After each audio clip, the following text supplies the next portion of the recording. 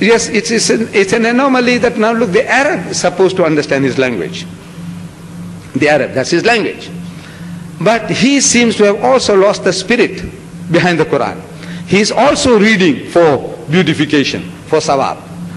So I meet these Arabs. I meet them, I talk to them, and I'm asking them, you see, like in Kuwait, when I went to Kuwait, I saw, as I landed, the man who comes to pick me up from the ministry, sitting with me in the front.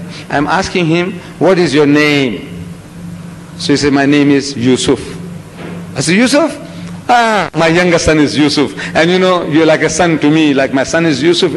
So my companion who had been to Kuwait before, he whispers to me that he's a Lebanese Christian. I said, oh, in other words, you better change the tune. You know, he's not what you're thinking. I go to the hotel, 5-star hotel. I see the receptionist.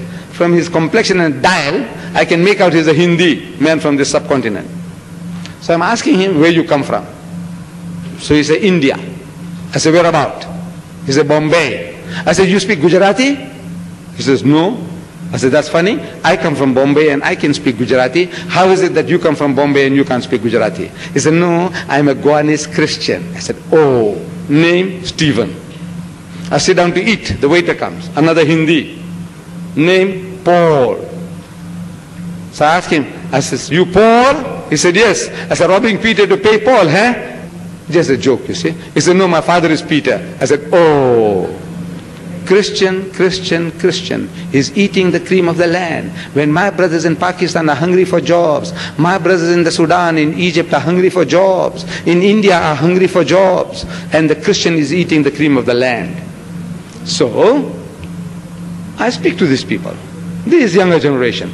I says, you know, when I came, this is what I saw.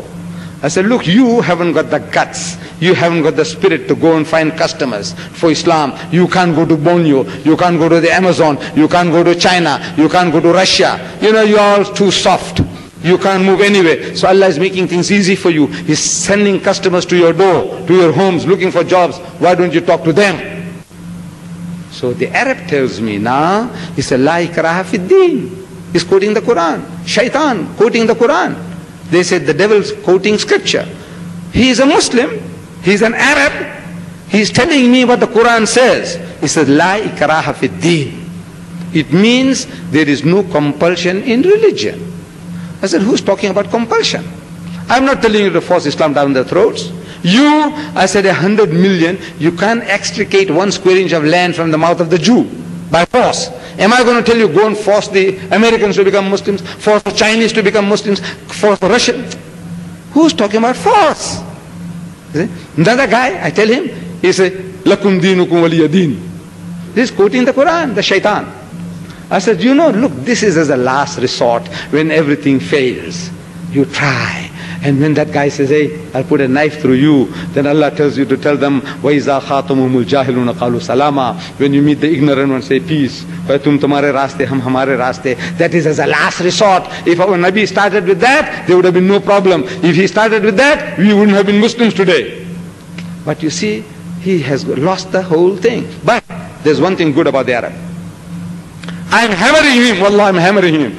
And I tell you, he loves it. This is the beauty of it. He loves it because he knows it's coming from the heart.